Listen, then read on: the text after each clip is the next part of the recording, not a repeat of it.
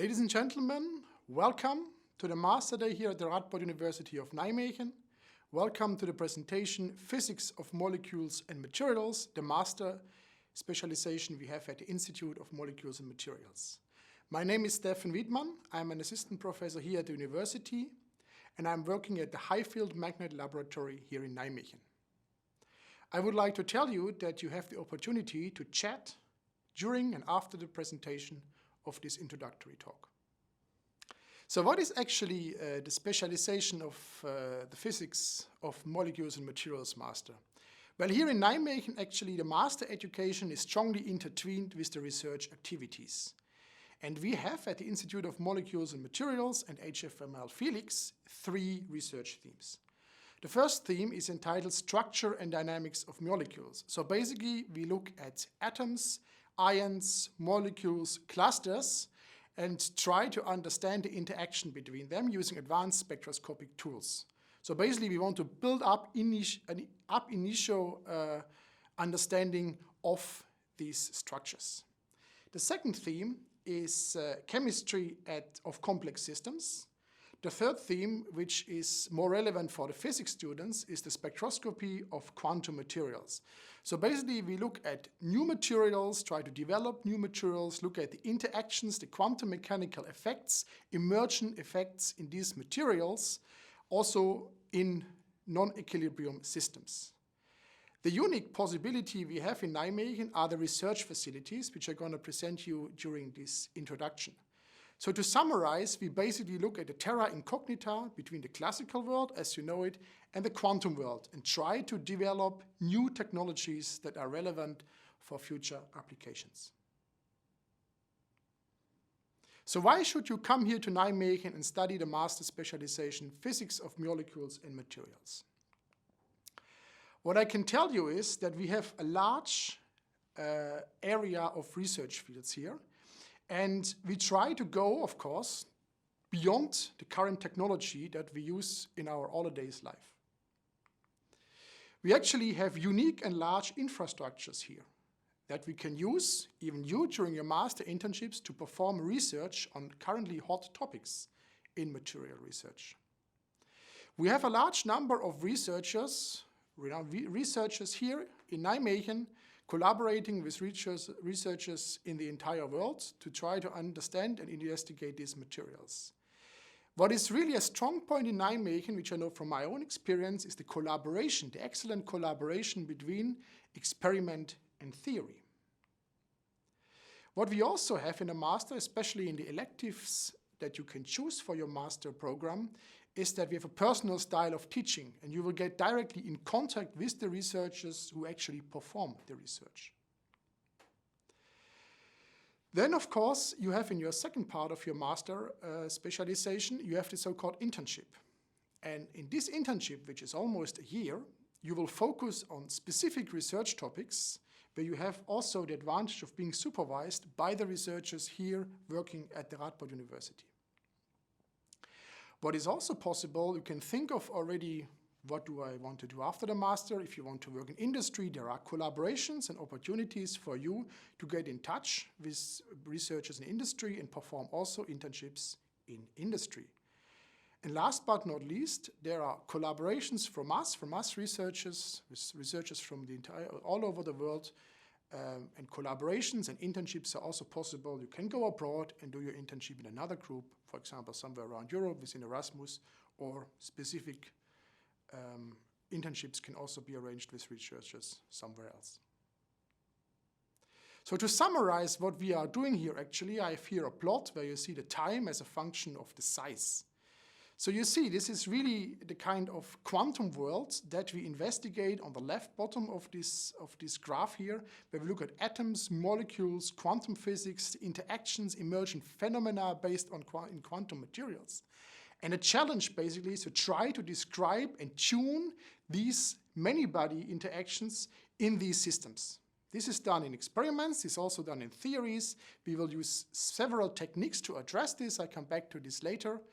And in this diagram, you will find also later on your internship, which you will perform in the second year of the master. The research facilities that we have, and you see a picture, a few of them. You can see, for example, the spin labs, where you do atomic force microscopy or scanning probe microscopy. You will see the NMR facilities, where you do nuclear magnetic resonance on molecules and also partly on solids. We have a large clean room facility here in Nijmegen, where, for example, advanced solar cell research is carried out. And we also have the HFML Felix, the high-field magnet lab, connected to the free electron laser systems of the Felix laboratory, where basically you can do advanced research or hot topic research during your internship. I have here a few pictures of the research facilities. So I want to start with the scanning probe microscopy, or the STM department. Basically, you can study all kinds of materials, but you can go down to single atoms. So for instance, you can look at magnetism that is based on single atoms, and you can try to probe the interactions of the electrons giving rise to magnetism. You have the high-field magnet laboratory, unique facilities with magnetic fields at the moment up to 38 Tesla, within the next year hopefully 45 Tesla. And we are doing research on soft condensed matter. We are doing research on nanostructures and semiconductors, new materials, but also correlated electron systems. So for example, we try to understand the origin of high temperature superconductivity. Then the NMR spectroscopy, they have several magnets where they can basically perform measurements to understand, to determine the dynamics, but also the structure from atoms, molecules towards solids. We have the Felix free electron laser system. So basically they look at biological, chemical, but also hard condensed matter systems. And they have a variety of research programs where they use intense terahertz irradiation to unravel the properties of all kinds of materials. The combination of HFML and Felix is a unique opportunity worldwide to study materials in high magnetic fields that are exposed to terahertz radiation. Then we also have the femtosecond laser spectroscopy. So we basically look at light-matter interaction at very, very fast timescales. Especially, for example, to look at magnetism to understand the phenomena that lead to magnetism in various magnetic materials. Last but not least, we have the theory of condensed matter department. They do basically everything. They specialized on 2D materials, graphene, novel two-dimensional materials, but they really look at correlated materials, at magnetisms, at dynamics, and so on and so on. So the word everything is totally justified for this department, where you basically can do an internship also in a specific subfield of theoretical condensed matter. A few pictures at the end of our research facilities. So you can see the spin laboratory on the left side, led by Professor Alexander Kajitorians, where you can basically, it's the most silent place in the Netherlands, is referred to very often as the most silent place in the Netherlands, where you can do, again, you can manipulate matter at the atomic scale. We have the light-matter interaction, the ultra-fast magnetism group, led by Theo Rasing at the IMM. And at the bottom right, you can basically see the group of Bas van der Merke, where we look at spectroscopy of the accelerators of molecules, collisions between atoms and molecules, ultra-cold atoms, referred to as. So let me introduce the study program of our master specialization of physics of molecules and materials here in Nijmegen. So the most important part is that you do in year one, you do the courses. Rule of thumb is 15 ECs per quarter. And in the second year, you do your internship. So the curriculum in the courses consists, first of all, of 18 ECs mandatory courses. Then we have 24 electives within the physics and astronomy cluster, not just the master of PMM, but also the entire cluster. Then we have professional preparation and philosophy courses, and the free electives. The free electives are 14 ECs, and they can be also subjects in chemistry, in data science, and so on and so on. The choice is yours. And in the years 2, as I just mentioned, you have the 60 EC master internship, master thesis within physics of molecules and materials. So let me show you briefly the mandatory courses that we have. They are actually in semester 1 in the first year. So we have the electrodynamics. That's basically electrodynamics based on the book of Jackson. Then we have the solid-state physics course, where you learn the fundamental ideas of condensed matter physics, solid-state physics, from band structure to semiconductors to magnetism to superconductivity and optical properties of materials.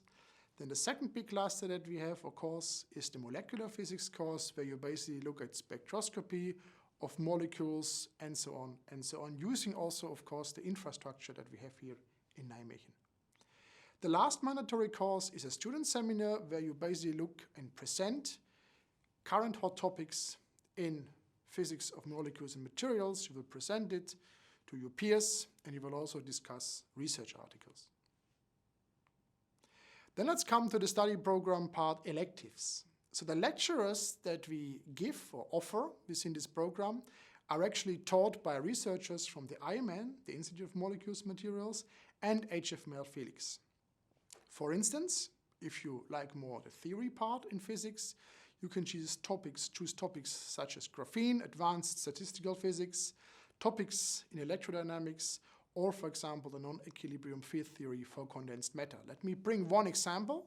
If you look, for example, at the advanced statistical physics, you will see that this course basically teaches you all the methods that you use in modern theoretical condensed matter physics, broken symmetry states, emergent phenomena, and so on.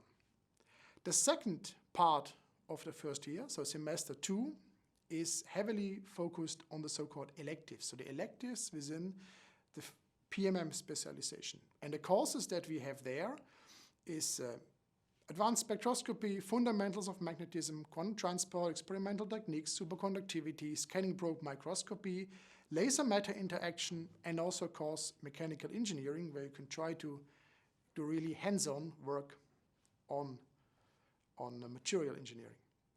One example here, I take the quantum transport course, where, for example, you look at quantum transport in low-dimensional structures, from two-dimensional systems down to quantum points, single electron transistors. But what is also discussed is the physics of emergent materials, such as 2D materials, graphene, topological matter, and so on and so on. If you are interested more in computational data science, we have the opportunity, or you will have the opportunity here, to choose a so-called minor. There's a setting of 3 mandatory courses, which consists of numerical methods, advanced programming, and machine learning. But within the physics of molecules and materials cluster, you have also certain electives that you can choose, which you see on the left side in the red box.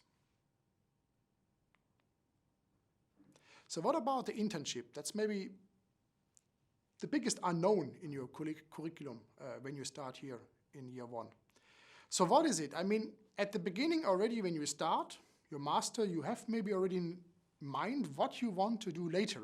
What are your plans, not just in terms of the internship that you're going to choose, but also afterwards? Am I more interested in numerical things, in programming? Am I more interested in doing really hands-on experiments on certain materials? You should have, or I advise you to have a so-called self-reflection, which then will develop further during the first semester of your master. So am I more interested in theory? Do I really want to do analytical research? Do I want to do numerical research on certain materials, band structure, for instance? Or am I really somebody who wants to do an experiment, to learn experimental techniques, to work in the lab, to solder also, and to face a lot of technical problems every day, which is actually a pro, not a con, believe me. Then, of course, you should choose an internship which is more in the experimental part of the physics. So what I recommend you, what I advise you, is get in touch with the researchers at the IMN, at HFML Felix, and discuss possibilities and opportunities. If you are interested to go to a company, come to the advisors and discuss with them, and maybe we can find a link or look for projects in industry for you. Moreover, of course, if you have a very concrete idea in a very concrete subjects, there are always possibility to discuss with us if we can get in touch with researchers abroad, because all of us have a big network around the world in Europe, and we can elaborate on possibilities and work out a possible master internship abroad. So what are the career prospects for you after you finish with your master in physics of molecules and materials? So basically this master, especially if it's technologically relevant, gives you excellent job opportunities.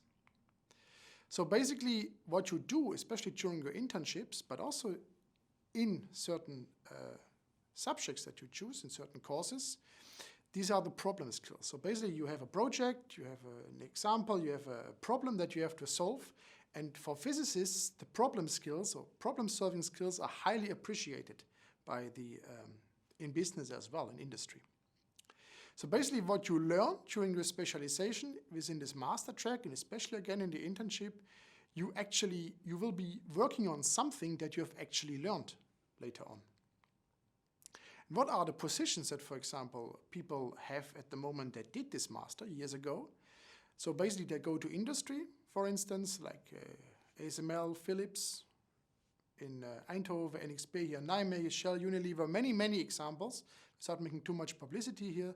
But also you can do, especially when you work on risk analysis, numerical methods, right? You can go to consultancy. So McKinsey, for example, also banks, yeah, or the stock exchange is totally open to you.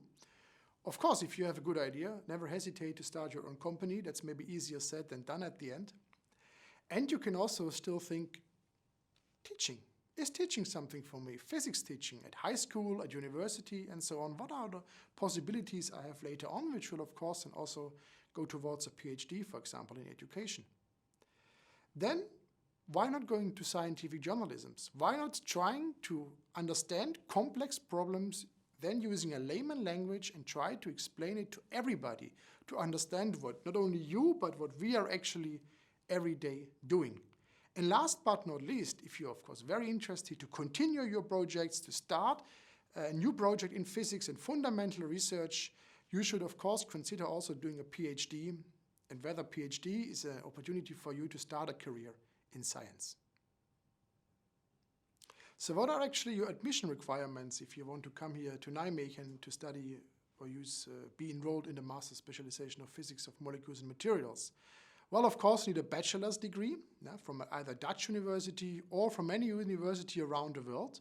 But this bachelor degree should be in physics and astronomy or in general physics. It can also be applied physics or anything that is equivalent to the above mentioned degrees. If you come from abroad, from outside the Netherlands, you also have to prove or show an English test to prove that you have a certain proficiency in English to be able to follow our master trajectory. So if you want to have more information, please check the admission requirements at our university website. So if you have any questions after this presentation, feel free to contact us. For instance, you can contact the relevant student advisors in physics and astronomy or in science, or you can also contact me as master coordinator, send us an email, call us, get in touch with us. What I want to emphasize is that actually at the beginning of semester 1, your first year, I have a so-called intake and offer an intake where you are able to come to my office and I will have a chat with you about your study program, about your plans within the PMM master specialization.